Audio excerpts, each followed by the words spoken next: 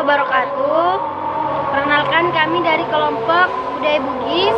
Perkenalkan, nama saya Miftahul Jannah dengan NIM 214 14 15 7, dan di samping kanan saya. Perkenalkan, nama saya Nurasri Ainul Yusuf dengan NIM 214 14 152. Dan di samping kiri saya. Perkenalkan, nama saya Natasha dengan NIM 214 14 149. Baiklah, sambil minum-minum dan makan kue roti bakar ini, di sini kami akan berdiskusi tentang aksara lontara. Mengenai aksara lontara, bagaimana pemahaman saudari Ainul tentang aksara lontara? Tolong bisa dipaparkan. Kalau menurut saya, aksara lontara sendiri aksara yang terdapat di Bugis Makassar. Berarti itu aksara lontara terdapat di Bugis Makassar juga, atau di Bone, atau di Sesulsel? Sepengetahuan saya, aksara lontara itu sendiri menyeluruh. Ada yang di Bugis Makassar, ada yang di Luwu, dan lain sebagainya. Oh, berarti kayak menyeluruh di kayak Sesulsel gitu. Ya. Kalau aksara lontara menurut saudari Agnes bagaimana, bisa dipaparkan? Kalau menurut Anda? Menurut saya, aksara lontara itu berasal dari suku budaya Bugis Makassar yang itu bangsa yang tergolong dalam suku Bodro, Melayu atau Melayu Budak. Berbicara tentang walasuji, apa itu walasuji? Atau saudari Ainul tahu apa itu walasuji? Kalau menurut saya ya, walasuji itu apa ya? Semacam bambu yang dianyam gitu ya.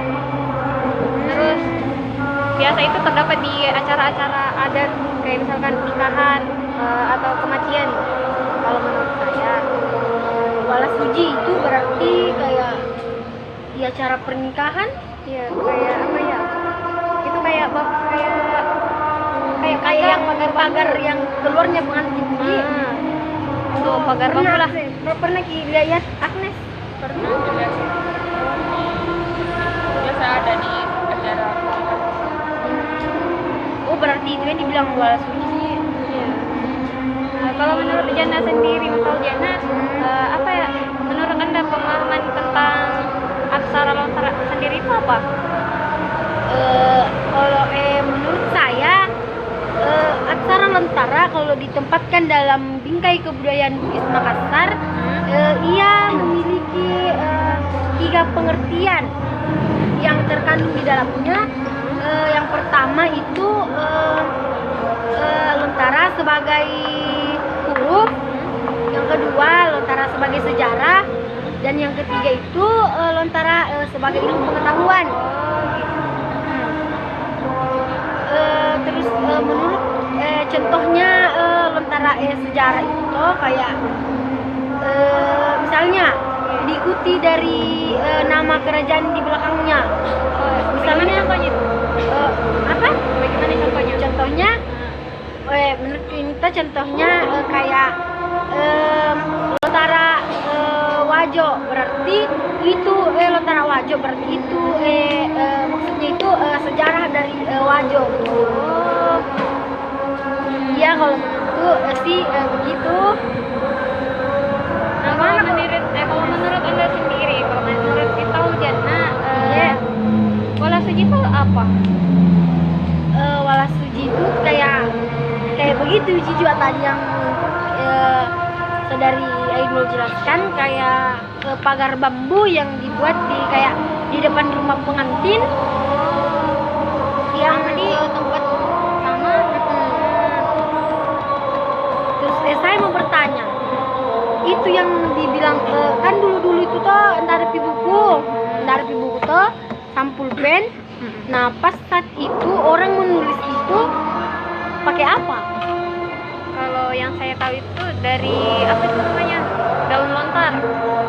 Daun lontar itu berbentuk seperti pita kaset yang diputar-putar.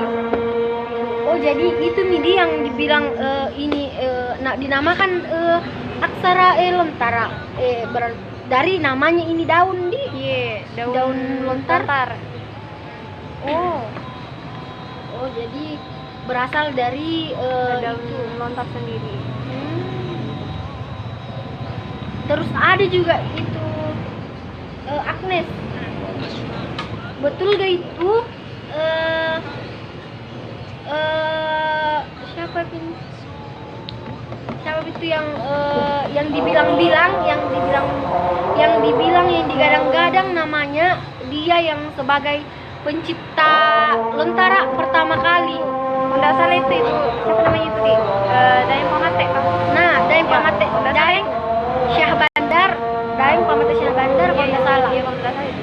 Jadi itu ga yang pertama kali ciptakan Lontara, atau ada yang lain atau bagaimana?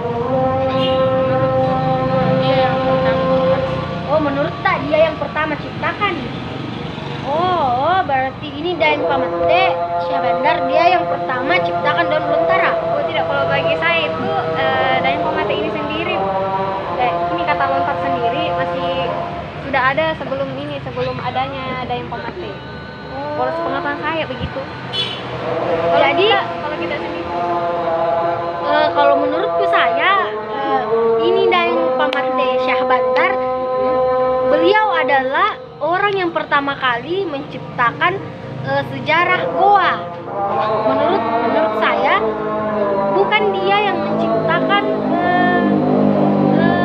Lontara seperti yang dibilang Agnes, saudari Agnes tadi bilang Daeng Pamate Syah Bandar adalah yang pertama kali menciptakan Lontara. Tapi kalau menurut saya Daeng Pamate Syah Bandar itu beliau adalah seorang yang pertama kali menciptakan sejarah goa, bukan dia yang menciptakan Lontara. nah itu. Kalau menurut saya sama seperti menurut Tak. Gitu. Biasanya juga sih begitu, tapi ada tuh yang dibilang apa namanya, Lontara pada zaman kuno dan Lontara pada zaman modern. Tahu apa itu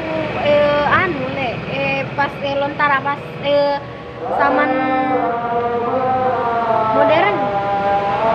Kalau Lontara zaman modern, kalau menurut apa namanya itu, Lontara yang hurufnya itu kalau nggak salah 23 huruf. Terdapat 23 huruf ya kalau nggak salah begitu. Kalau kita apa itu Lontara kuno. Oh, Lontara kuno. Menurutku ini Lontara kuno datang setelah ini orang di Sulawesi telah mempunyai kepercayaan nenek moyang mereka.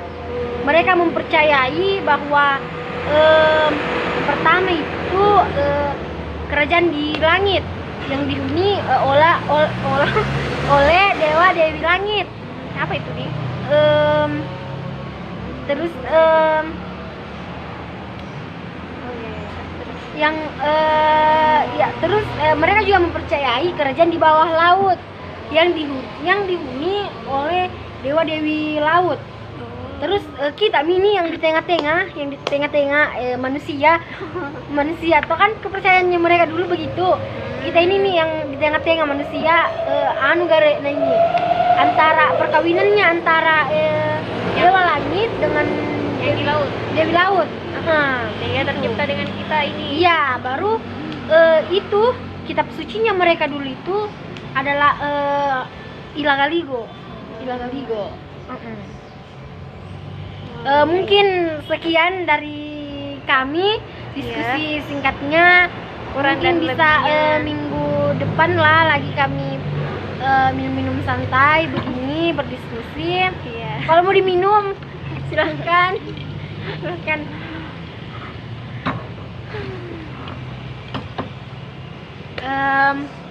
Baiklah, kurang dan lebihnya mohon dimaafkan kalau ada kata-kata salah dari kami.